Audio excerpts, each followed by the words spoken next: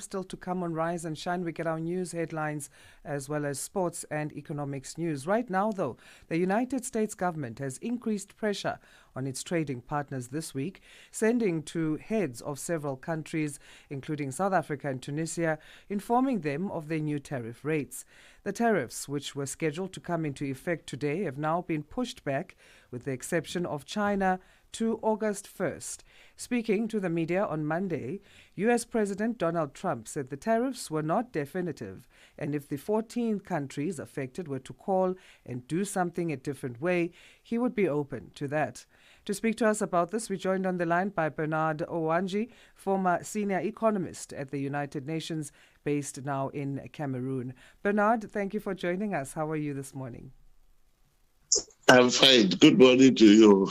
We appreciate you making time. Thanks.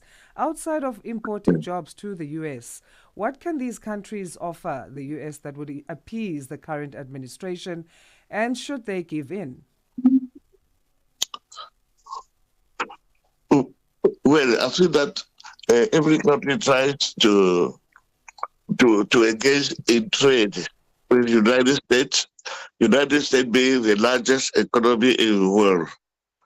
So they have to trade with the United States to earn foreign exchange. And the U.S. also is keen to have trading partners in Africa for geopolitical reasons. So it's each side is set to win when you develop trade. Yeah. Yes. Donald Trump has left a room open for some to alter the tariff or his tariffs implementation. What do you make about this reluctance where they keep changing goalposts? Well, it's not changing goalposts. You know that negotiation is a process that can drag on for several months or sometimes for several years. So he's not changing goalposts. He's just trying to bring his partner to make his partner amenable to negotiate. You see? Do you think that the court case is a part of the reason that keeps changing the goalposts or putting a hard stop in terms of when the tariffs will be implemented? Negotiations are like that. Sometimes you have a cycle of negotiation that collapse. It happens, whether it be in trade or in armed limitation talks or whatever, or even on environment, negotiation can collapse. You see? So his method, Mr. Donald Trump, is to raise the odds and bring you to negotiation table, and then he expresses his own views, and you express your own views, and then you try to find the deal. Outside of that, trying to find those deals or negotiate for better deals, are there any legal options available to the affected countries, or even trying to get the World Trade Organization involved?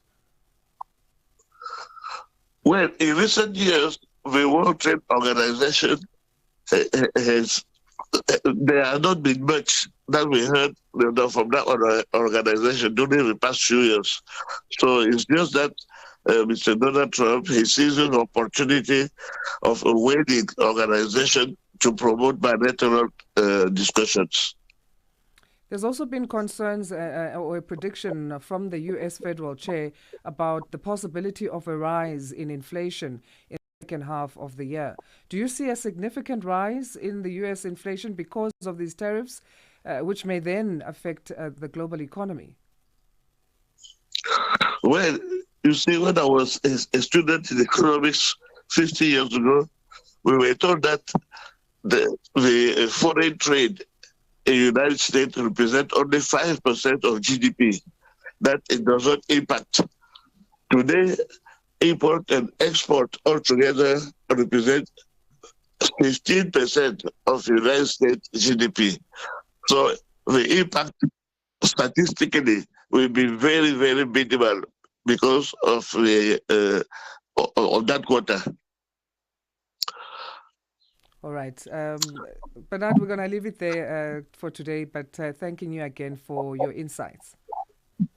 Yes, I would like to say that South Africa has every interest to find a deal with Washington, because the South African economy is not robust at the moment. For the past 10 years, we have seen a decline in South Africa's economy, especially because of the energy crisis. There is no electricity. There are a lot of business failures, business shutdown because of lack of electricity. The other constraint to the resurgence of South African economy is the problem of land tenure. You see, you have to find a political deal, yes, internally on the issues of land tenures, because once you have a clear land tenure, then you can promote agribusiness, and from agribusiness you move into processing, food processing, and after that, you go into manufacturing. Bernard, thanks again for your time. We're completely out of time, so we'll leave it there. Bernard Ouandji is former senior economist, the United Nations, and based now in Cameroon. 7:31 Central African Time. Let's get our news headlines. Here's Jolane Tulongwepe.